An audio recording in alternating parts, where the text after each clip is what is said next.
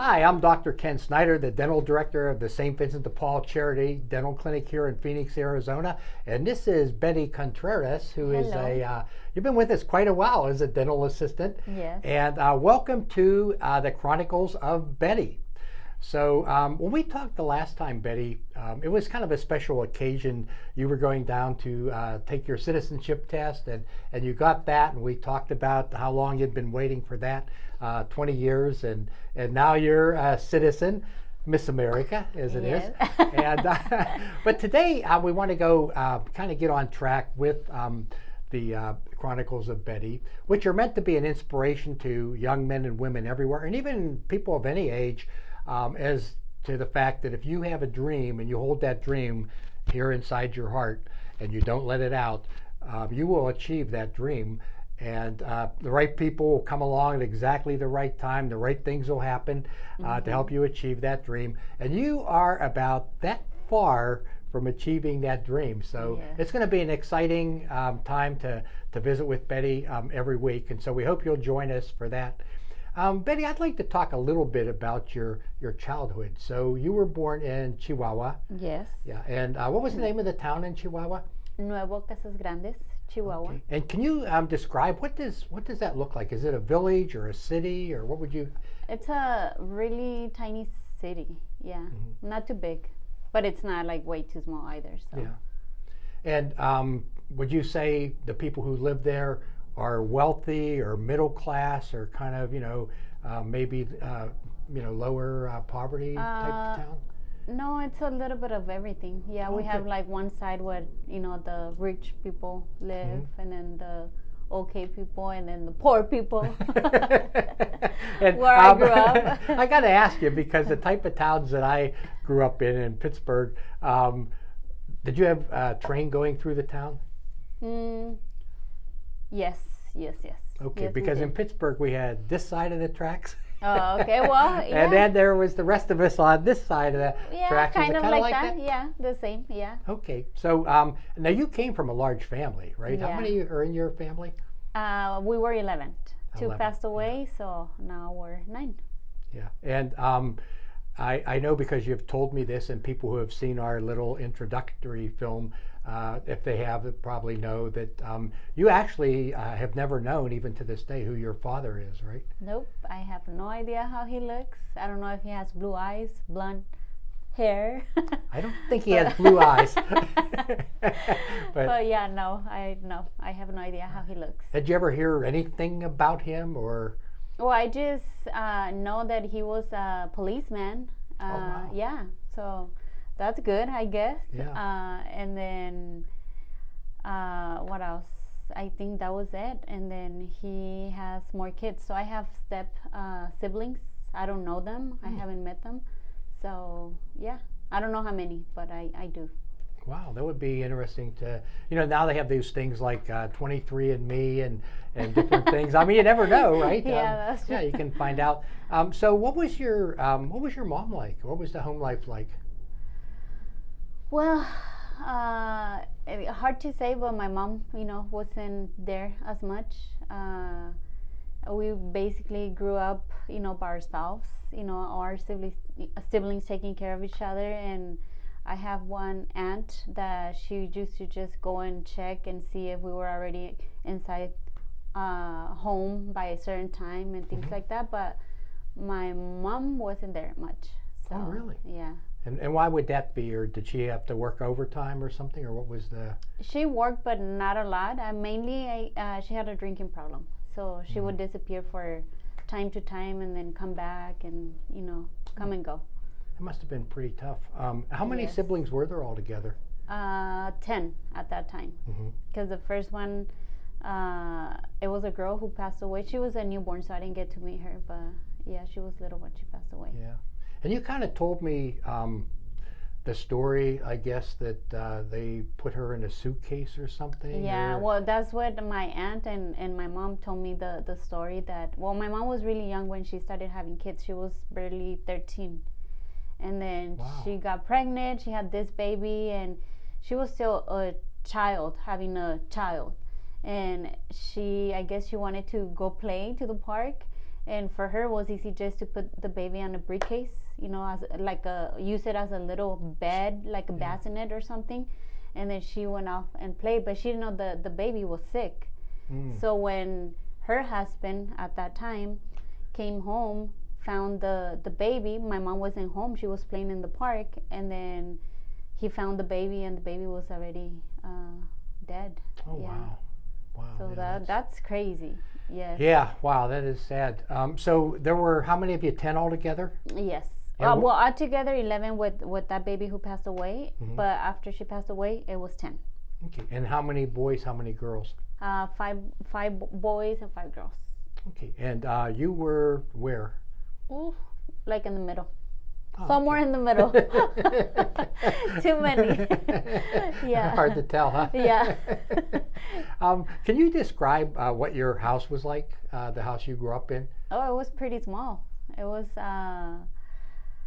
I don't know how this material, and I was looking, Googling the material that we used to use, to make that little house, work, but I don't remember the name of it, but it was just like, pretty small. Like we had 2 beds, one here, and then we have the area where we used to eat and cook. It was like you give 2-3 steps and then we could just be on the table already. Now wait. Yeah. You had 10 siblings. Well, Yes. 10 of you all together after the Correct. one unfortunately passed, and then you had your mom, and you had 2 beds. Yes. So how did that work out? Well, actually, the 2 oldest, one of my older sister and a brother, they were here in California. Oh, okay. So the rest, we were there. I had one of my siblings too. He grew up with another person, with another lady, the babysitter. She took him over. I guess one of the times when my mom used to work, she found a babysitter because he was a newborn, and she will be gone for time to time, and that baby kind of grew up with that lady, so he wasn't home. So -1 again.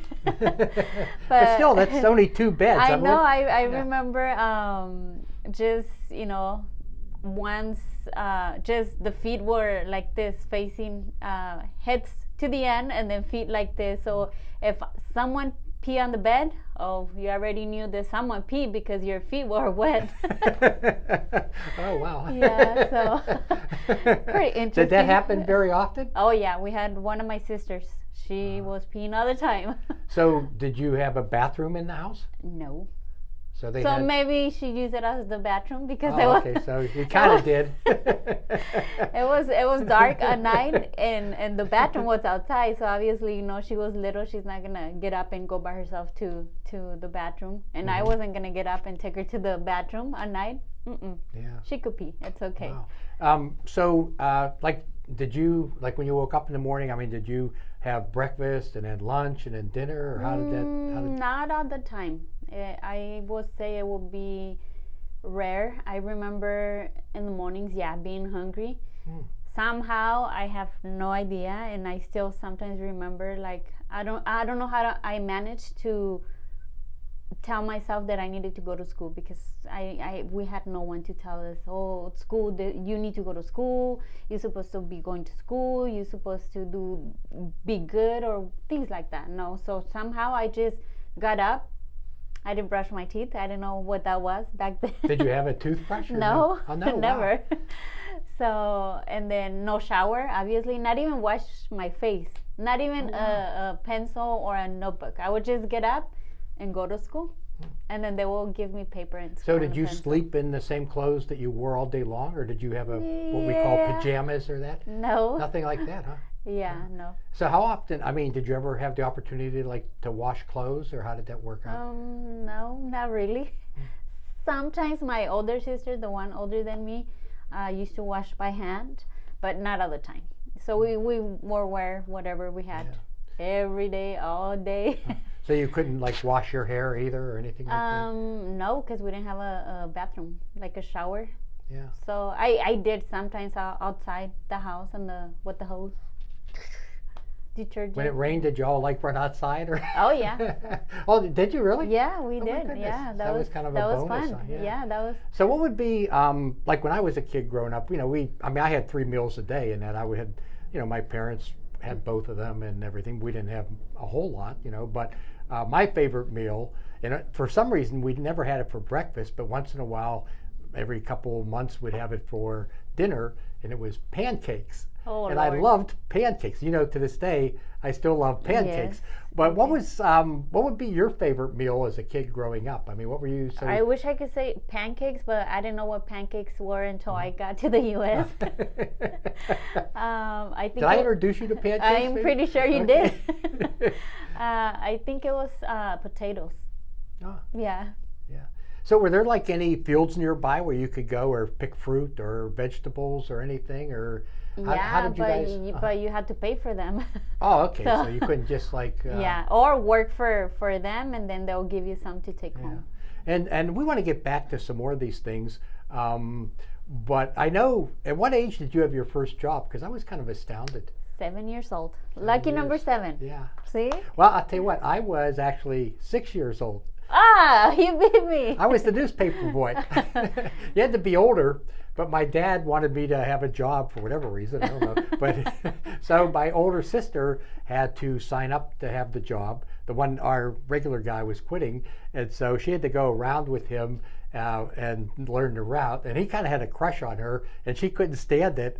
But my dad said, "No, you're going to do it." And then once she had the route in her name, but I was the paper boy. So, but Nice. still 7. But yours was even I guess more advanced than mine. Tell us what you did at age 7. It was just a grocery store, just packing food and, make company to one of the cashiers every time she was sad or cry.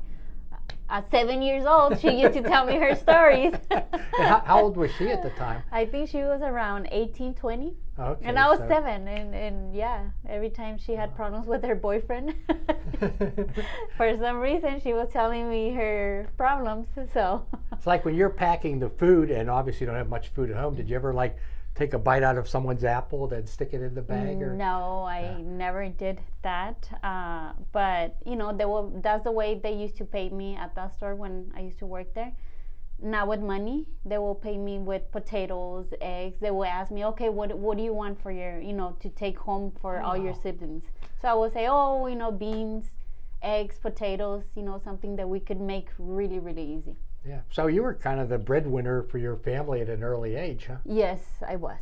Wow, Yeah. that's amazing. What was your favorite holiday growing up, or what? Did It was Christmas. okay. Yes. And was there a Santa Claus or no? No. No. I didn't know what Santa Claus was until I came to the U.S. So you didn't have like a tree or anything like that? Or? No, never did. And then, did you get presents, or how did that work? Tamales. That's the only thing we used to open. No. Oh wow. Well, I mean that's Yeah, I think that's why it was my favorite holiday, because even though that we didn't have much, but everyone was together and we used to make tamales and pozole, a Mexican dish that we always do in December, and just eat and be together. That was it. And it's funny you mention it as a gift, because we've done things together at some of the schools in the area, and I'll buy little toys and prizes for the kids, and some of them will be like little snacks and food, and the kids always pick the food. The food. And it took me a while to realize that, wow, they're hungry. They would rather have the food than a little toy to take home and play with and so forth. Well, I think our time's almost up, but we're going to continue this next time. And if you would like to help us, and you've seen so many people being helped here at Yes, this clinic of course. and what we do. I mean, you've been here 20 years now. But if you would like to help us in our mission here of treating men, women, and children that have no access to dental care whatsoever, you can see below how you can do that. You'll go to that'll direct you to the St. Vincent de Paul donation page. If you would like to contribute specifically to dental, please make that known, although there are so many wonderful services that are done here at St. Vincent de Paul. And please, if you will, mention that you have seen us on the Chronicles of Betty. So until next time, take care, and we'll see you soon.